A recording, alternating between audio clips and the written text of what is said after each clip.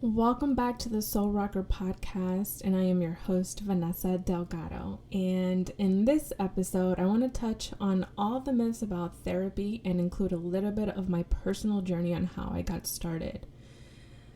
I don't want to bore anyone with statistics, and I think many people already are aware of what might be the statistics on therapy.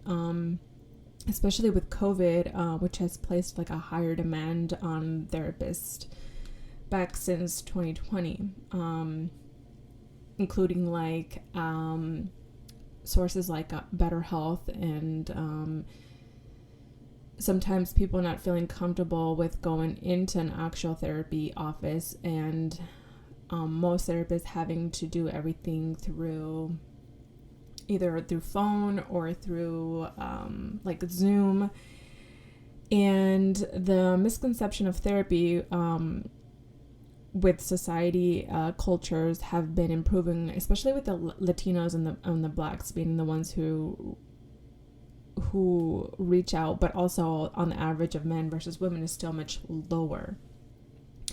Now, according to several sites like Psych Central, Uplift, Psych Group, and Psychology Today, the biggest myths are, and like some of the things that you often hear is things like, I don't need therapy, I have friends and family. Or people will say therapy is for crazy and weak people.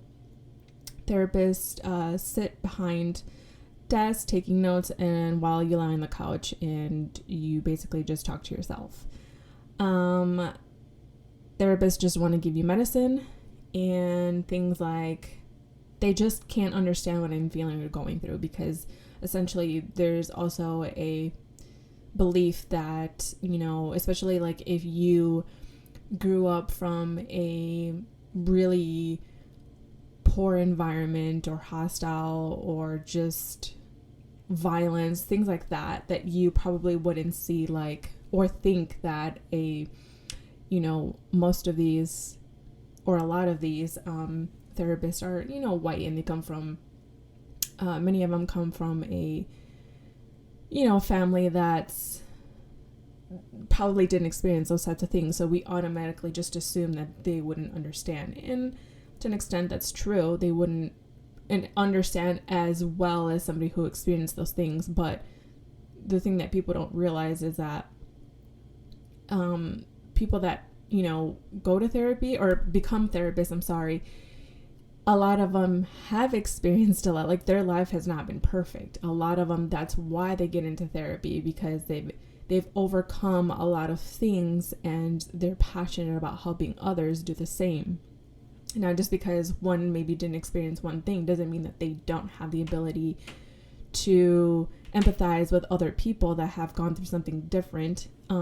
Or, just from sometimes when you hear things from so many people, so many, like having so many clients, or just when you're kind of going through the schooling aspect and you're doing research, and then you're hearing so many repetitive stories of like similar things. And even though you didn't go through that, it almost starts to feel like you in a sense have, like, it's really crazy from what I have understood. But even just with my own self, doing so much research on a lot of things, even though I can't relate to a lot of other people, but there's a sense of me that I can understand it and feel it. And that's a lot of times people who are therapists have like an empath, HSP kind of like sense to them, and which again, that's something that helps us connect more to, or help them connect more to their clients. Another myth is therapy is only for really serious problems like crisis, serious PTSD, severe trauma. And the reality is that common mental health conditions such as depression, anxiety disorders, which many more people have one or another, even in mild cases, still can benefit from therapy.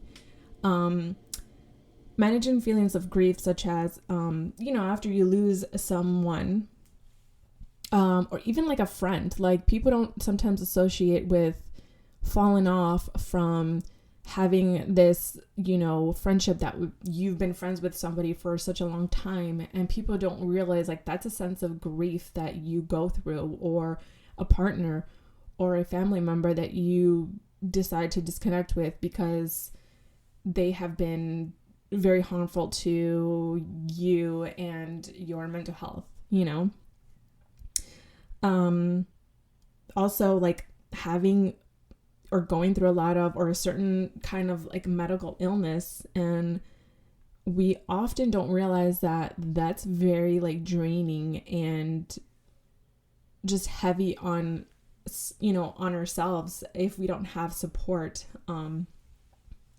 or like an outlet of, like a support system.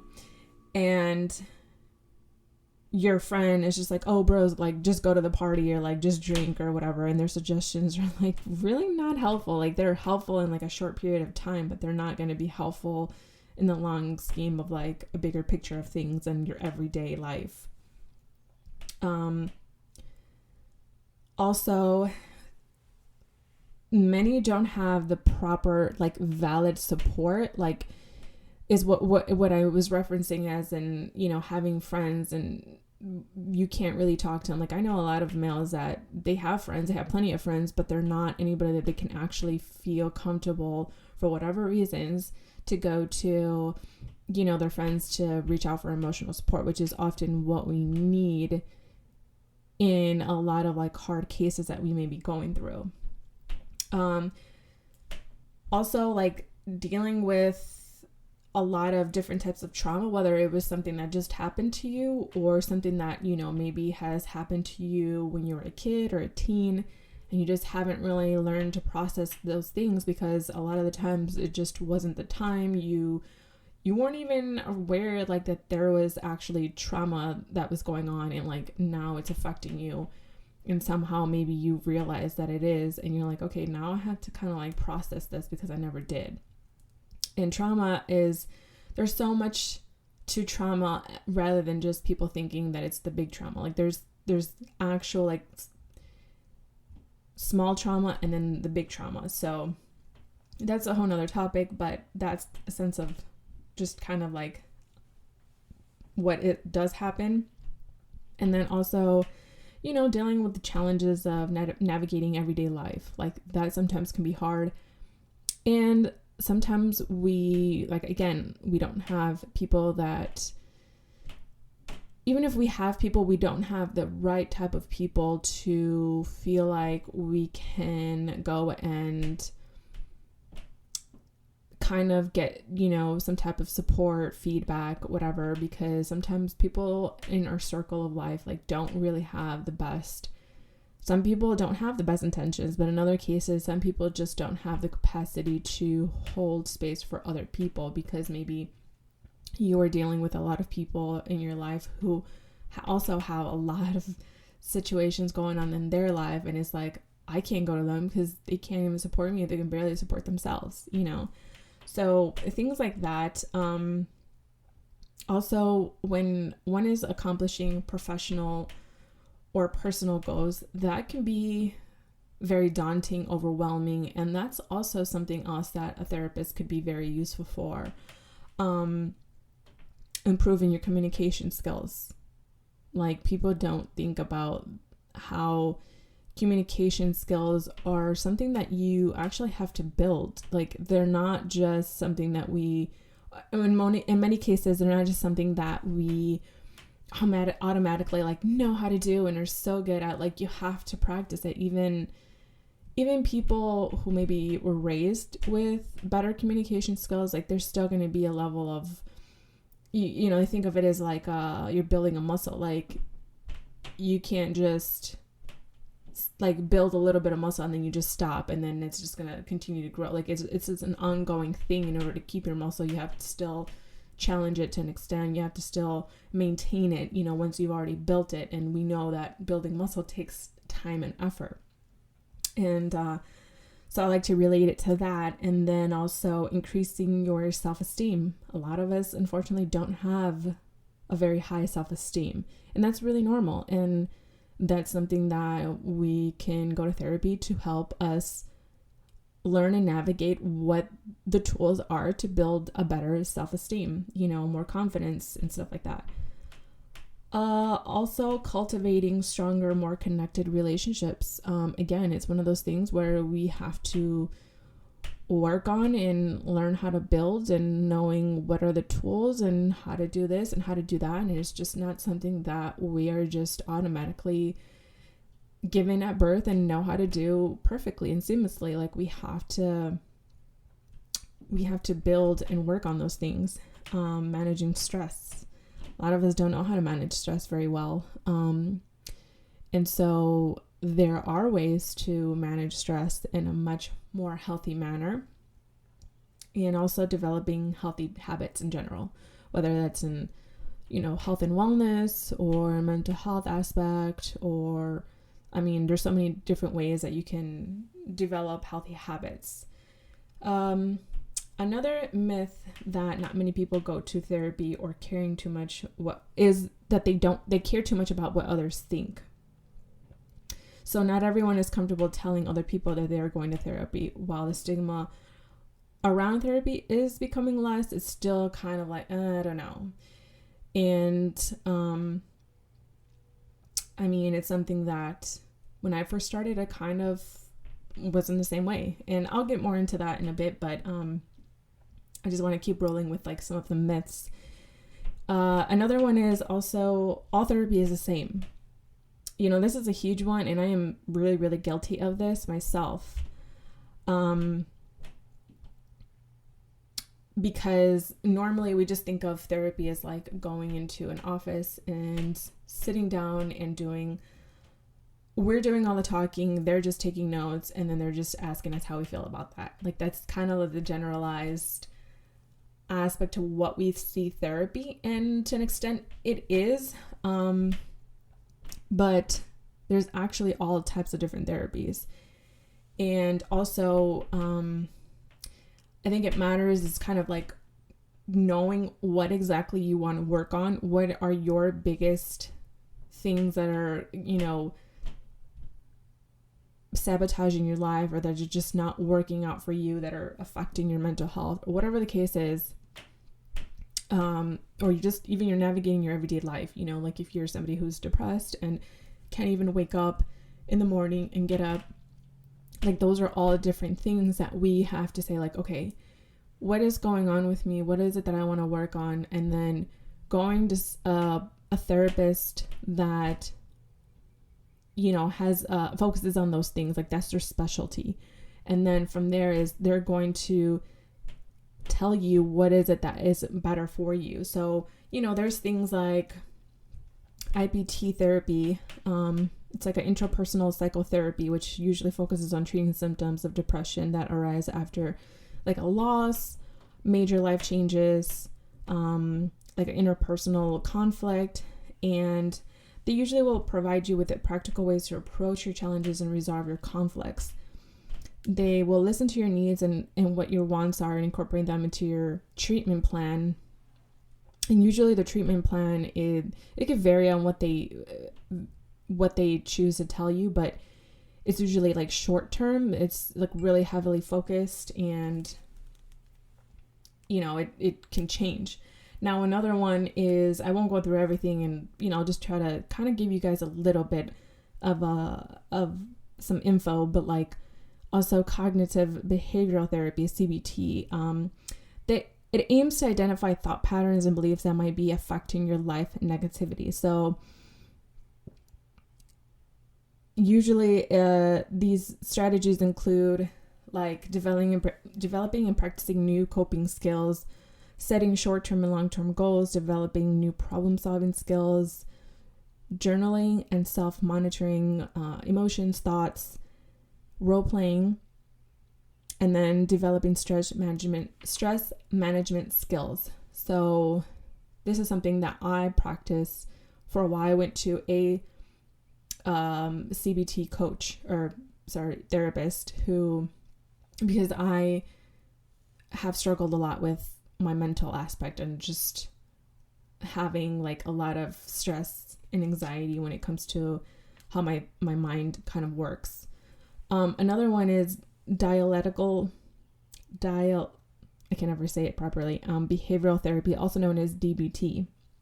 So for example, you may have your own opinions and perceptions about your relationships. You feel that those are the truth about those bonds, but it's probable that the other people in those relationships have their own truth as well.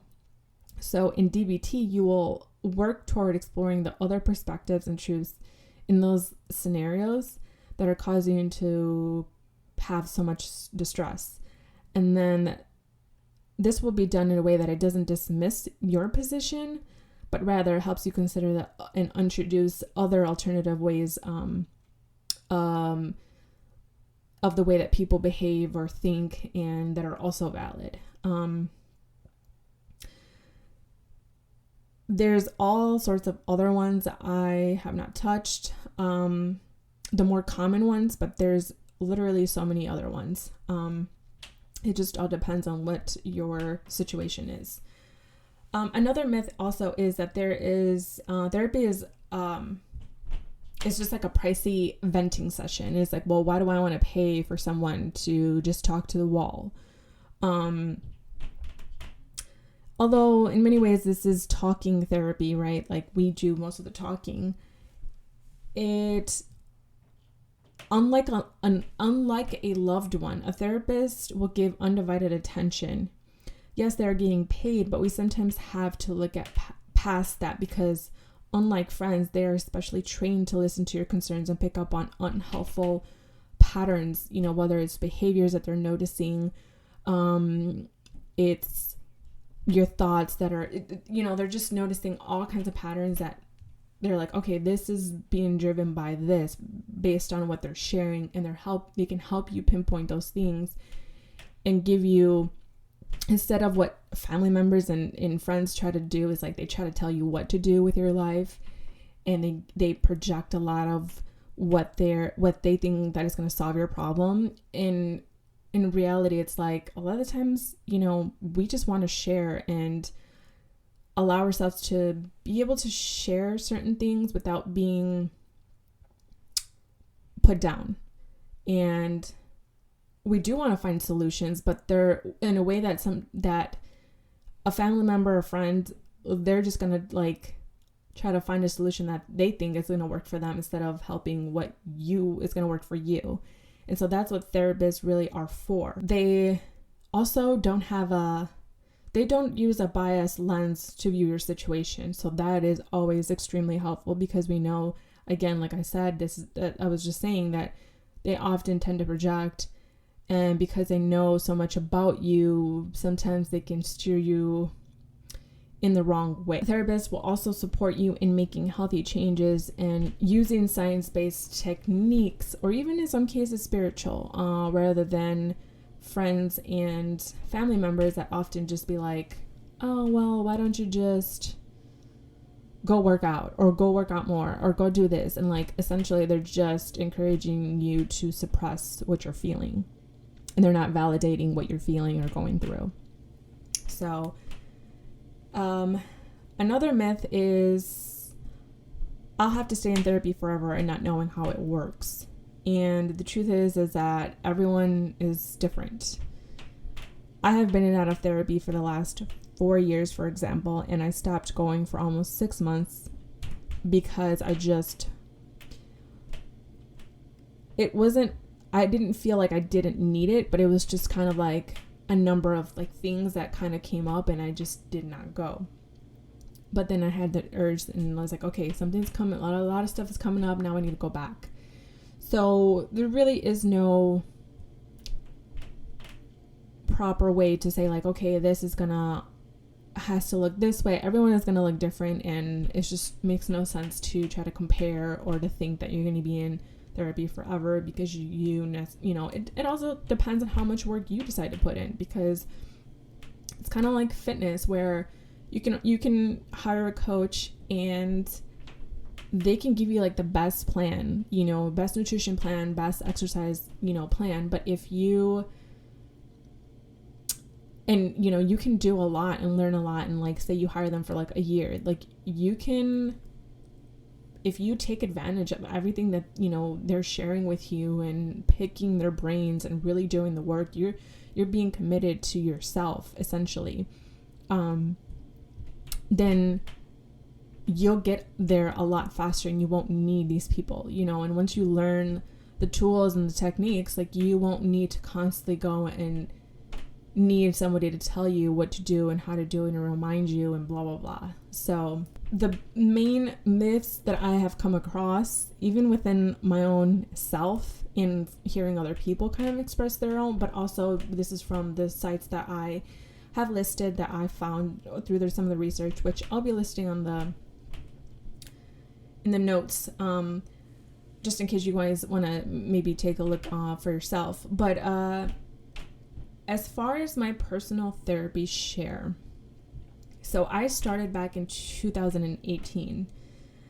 I was just kind of going through a period where I felt very hopeless, and like there was a sense of me that I was like, okay, maybe I need help, because I've always thought about basically all these myths that I listed. Like I felt I didn't need any help, that it was for people who were weak, and I just was completely against it. I was like, okay, just everything that I share with them is literally, I probably fit most of it to a T. And when I kind of felt extremely helpless and alone, and I was like, there's gotta be something that I can do. What else can I do besides everything that I was already trying to do on my own?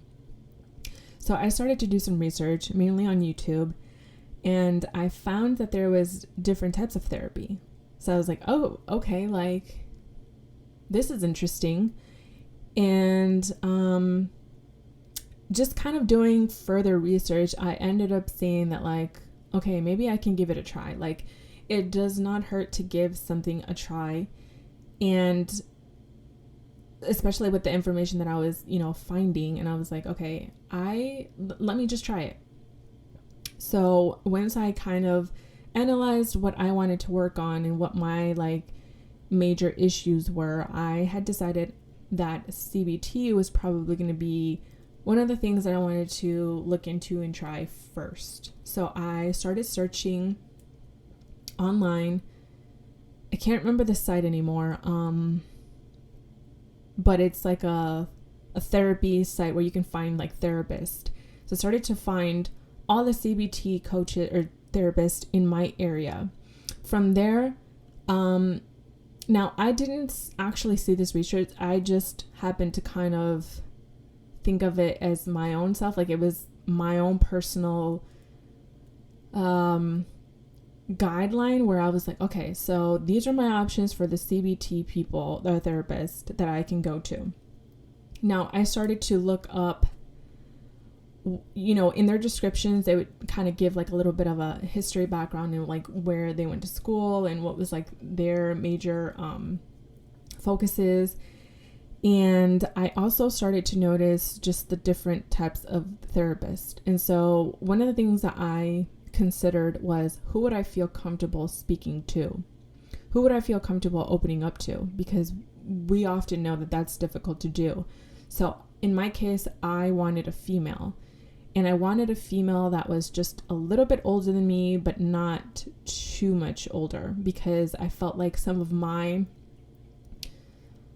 thoughts that I was struggling with, for example, may not be entirely understood by a person that's a little bit older. Now, again, I was kind of assuming, but I was like, this is just where I would feel comfortable. So I would highly suggest that, like, you know, for somebody to do the same. Like if you feel you're comfortable with like a male, regardless if you're a female or a male, and if there's like a ethnicity that maybe you feel more comfortable with, and if you can find that, you know, or an age group, things like that, that's really gonna be helpful in order for you to kind of get the best of the money that you're going to be spending and the time that you're going to be going, because you're gonna essentially feel more comfortable. So once I did that, the first session, it was a little bit of a nerve-wracking because, you know, you don't know what to expect. However, I I didn't want to overthink it and over stress myself out about it. And so I just kind of let my therapist guide it. I just, based on a tiny bit of research that I did on that aspect, and I was like, you know what, this is like, I'm sure they deal with this kind of thing over and over and over with all their new clients. So I shouldn't really have to worry about it. And I can literally go in there and just say, you know what, I don't know how this works. Like, please walk me through this. And they're not going to think anything about it because they've already experienced this with so many other people. This is such a common, thing for them and all the new clients. So I just let her guide it. And I asked her, like, can you walk me through? I'm new to this, and she, I don't know what to expect. And you don't need a perfect speech or presentation. Like, you just need to go in there and just be like, hey, I don't know what I'm doing. But this is the things that is bothering me, that I'm struggling with. And you just kind of hand it in that way. And then they'll kind of start in saying, okay, well, let's look at this and let's look at that. Usually they have you do a questionnaire, whether it's beforehand, when you contact them and reach out for an appointment, like they might send you a questionnaire type of thing. Questionnaires are really common because they have to try to understand and help diagnose where you are.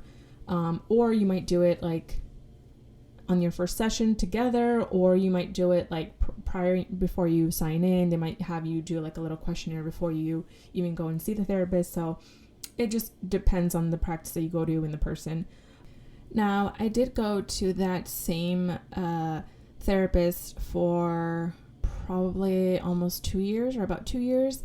And then she actually was going to relocate. So she was going to reassign me to somebody else, except I wanted to. It was really weird because at that time I had already began to kind of analyze everything that I have gone through with her, and kind of where did I see myself, like, how was I improving? I was just kind of going over through all of that and saying, okay, I think that the initial points that I came to work on here with her have been making progress, and now I'm kind of wanting to shift into other things and work on other areas of my life. So I, started considering what those other aspects of things that I wanted to work on, and knowing that she wasn't going to be the best fit for the other aspects that I needed to work on. So I actually was slowly kind of starting to do a little bit more research again to see if there was other options as far as what other types of therapy or therapists that were local, so that I could go and maybe switch. I was considering that at the time, but it wasn't something that was like a priority. So when she mentioned to me that she was relocating and she was going to have to, she's like, you can come to where I go, but it was essentially way too far.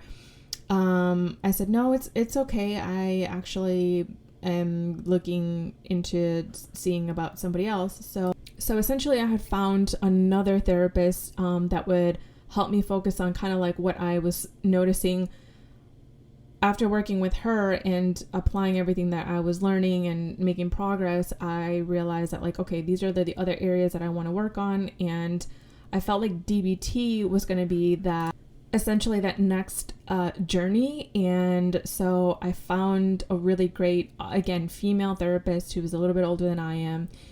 And I reached out and have been working with her ever since. And now the CBT therapist that I had, she worked a lot with me on like journaling. It was one of the things that she really emphasized on, and also doing a lot of like homework. Now that is a very common thing with CBT therapists. So if you feel like, that wouldn't be something that you would like to focus on, having homework. And I feel like it's super important because you only go to therapy once or twice. So, oftentimes, at least I did, I only went once to 2 times a month. So even if I went, once every week, like all those other days are still really important to kind of keep practicing what you're learning in order to make things more of a habit. So now another thing that I want to emphasize on is that when you first go to a therapy, even though you considered like who you think would feel, you would feel comfortable with, and once you think like, okay, this is the type of things that I want to work on, and this is the type of therapist that I feel like would be beneficial for me, you a lot of the times have to go in with an open mind when you first see a therapist, because every therapist also has their own like little quirks and way of how they go about their their practice, and essentially everyone's not going to fit to what might be what you need. So that's why I think for me it was helpful that I did my research on the local therapist, so that way I could try to like go with my gut, also based on the information that I was reading of them, that I would hopefully pick somebody that I felt like that would be a fit for me. However, I still went in with an open mind and not expecting, sometimes essentially not having just crazy expectations, but also realizing that like it could be a potential that she wouldn't be a fit, but obviously giving her a chance and not just saying the first try like, oh God, because they have to kind of form a bond with you to an extent. So at first they will be a little bit more dry. So that connection has to kind of be built, and obviously in a healthy manner, because they're not your friends, they're not your family members, to have that same like warmth that they would sometimes have. But over time, you'll see how they start to warm up to you and kind of create more of a connection, but in a healthy manner. So you also want to give it a little bit of time, but know that it's possible that you may not be a fit with one therapist and you may have to find another one, and that's okay. That doesn't say anything about you or the other person. The therapist is just trying to find somebody that you're going to vibe with, so you can make sure that you can get the work that you're trying to get.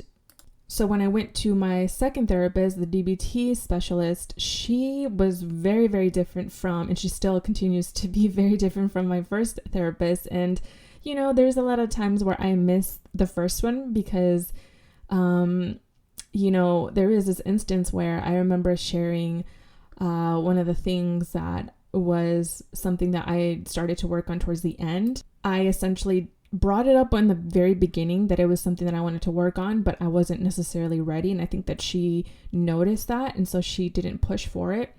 And it was also something that she wasn't necessarily like, it wasn't her like go-to major, or rather she wasn't necessarily like an expert in that topic. And so I remember bringing it up, and I actually saw like her eyes get teary-eyed, and I can tell that she was really empathizing and really moved by this. And because she had already formed a connection, and who knows if she could relate to some extent of what I was sharing, or and there is an aspect of me that appreciated that. I normally don't struggle with like too much. A little bit I used to, and then I've gotten better at it, but I don't really have that like mindset of like, I don't want anybody to feel sorry for me. Like that's, I don't obviously like pity, but I don't like pity. I don't really need pity. But the thing that I've learned is when we are super independent, that is also a sign that there's something wrong, because that we feel like there's something wrong with us, or we can't, or people can't feel sorry for us. There's actually something wrong in that aspect. And I've learned to really see who is actually empathizing and who is kind of holding a like, oh, I'm sorry for you kind of vibe. And I can tell the difference. And it's really nice when you have like a genuine empathy rather than the other side of feeling sorry or having too much sympathy that almost feels like, well, damn, like I'm like a charity work, but so actually with this therapist, she has a very quirky, like funny aspect to her. And it took a little bit to get used to it, because I'm so like used to being more on the serious side. And also, I got used to the other therapist who kind of kept things more grounded and light. But this one has been really great. Honestly, I love the difference because I get to experience something different. And I like that this therapist is we focus on things a lot differently. I feel like we focus on a lot of tapping, a lot of like EFT tapping, and we focus on making sure that I stay present within my body, and basically all the tools and everything that help with anxiety and how we can sometimes dissociate, or we get too much on our thought and not present in our bodies, and then there's a kind of like an unhealthy balance there. So we focus on a lot of those types of things. She actually brings, it's so crazy because she actually brings, a sense of like, we'll talk about a situation that made me feel, super anxious, for example, and I'll be brought back to that moment, and it's there to help me to essentially bring that feeling back, and knowing that feeling can exist at any moment, but it's also a feeling that is just a feeling, and it's not, I wouldn't say it's not real, but it's something that we can control. And so then that's where she teaches me that, like, okay, here, now this is how you would, handle and move, about how to navigating that and moving into a more, focused and controlling all of those thoughts and feelings, and coming back to present moment. And it helps that I just go in there in the most vulnerable state. As somebody that's hard to sometimes show expression of feelings, like, I'm just like, this is not the place. When I go in there, I'm like, okay, this is not the place to hide what I feel, to hide what I think. This person, like, I'm not going to be embarrassed to have certain feelings or thoughts that I feel like this is weird. Like, I'm just going to say it. And I'll even say it sometimes too. I'm like, I don't know if this is weird, but this is how I feel. And then they'll validate me all the time. And it's not because they're validating me in a way that they're just trying to make me feel better. Like, it's genuine validation. And oftentimes it's like, well, no, because it's this, and that, or yeah, absolutely, because of this. And so it's not just like, oh yeah, like, there's a lot of like straightforward validation that comes from it. And so I think that, you're going to do the best service to yourself if you just go in there completely honest. It does not matter. Like, even if I've had moments where I'm like, you know what? I feel like this is very selfish of me, but it is what it is.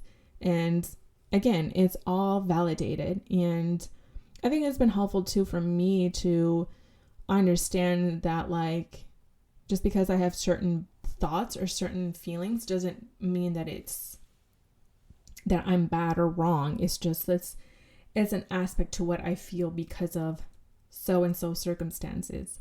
So it's gonna be just more beneficial to me if I just go in there with honesty and just being open. And if I happen to cry, my tears are obviously telling me that there's pain there, that there's stuff that has been suppressed, and that I have not been able to allow that to come out.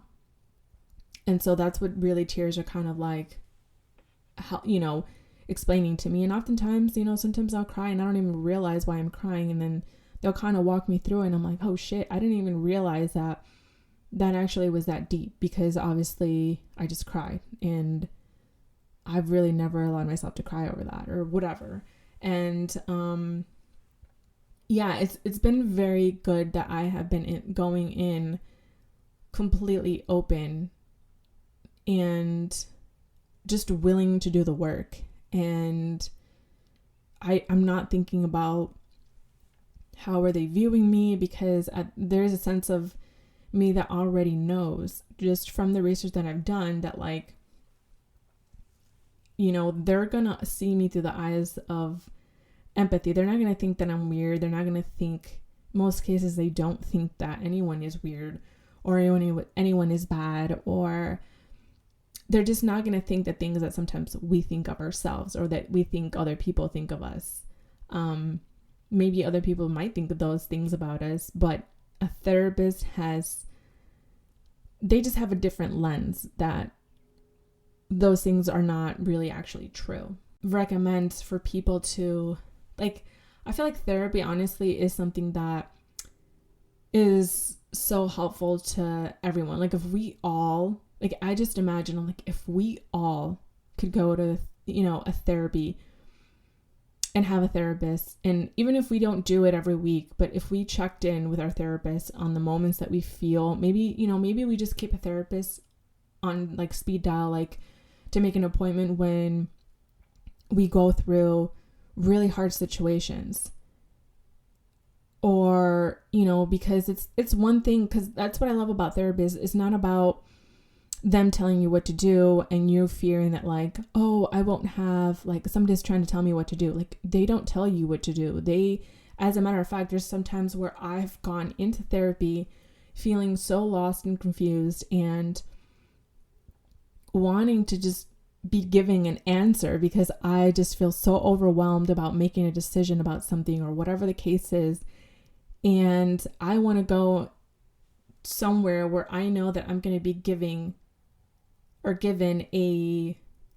answer. Like, I just don't want to go to my mom or to some other stranger or just somebody that I know for them to give me an answer that I feel like they're giving me an answer based on their own experience and projection. Like, I want, there's times where I'm like, I can't do this, and I just want somebody to tell me what to do and give me an answer, but one that I feel like I can trust and that has some freaking common sense. And then I've gone into therapy and it's like, nope, they're not going to give me an answer. They're not going to tell me what to do. All they really do is they help be like that friend without being that actual, like, personal friend, but they're like a friend in a sense, but also like a mother or father, kind of like validating what you feel, supporting what you feel, what you're going through. And they're helping you essentially kind of like connect to yourself to make the decision that's going to be right for you. And what is it that you want? Because sometimes we don't know how to connect with our needs, our wants, and everything else to help make these decisions or whatever the case is. And so I'm just like, God, if we all had a therapist, life would be so much better for us. Like, we wouldn't have as much suicide or people maybe even committing so many crimes or breaking up or just all these things that really just make life sad. Like, it wouldn't be so as intense. Like, people would actually work through things. Like, people would actually make better decisions and stop feeling so much shame and guilt about themselves, and have more boundaries and like knowing how to cope, and so that there would be less depression, or at least intense as depression that we sometimes hear and see. Anxiety wouldn't be like over the roof, like I can't even function. It'd be much less of all those things. And yeah, I wanted to really share this because I highly encourage people, and I wanted to bring more awareness to like the myths that actually is not really true, and also share my story and hopefully, like, if you found this episode helpful, I would really love to leave, like, if you guys can leave like a review or a rating, share with, your friends or whoever, share through, you can tag me on the Soulrocker podcast on Instagram. You can also head over to, there and leave a comment if this was helpful, or if you would like me to include some other stuff, maybe in the future, making another type of episode. If you want me to dive into more about this particular topic, whatever it is, like, contact me through social media, and I would really appreciate it and love it. So I hope you guys again found this helpful, and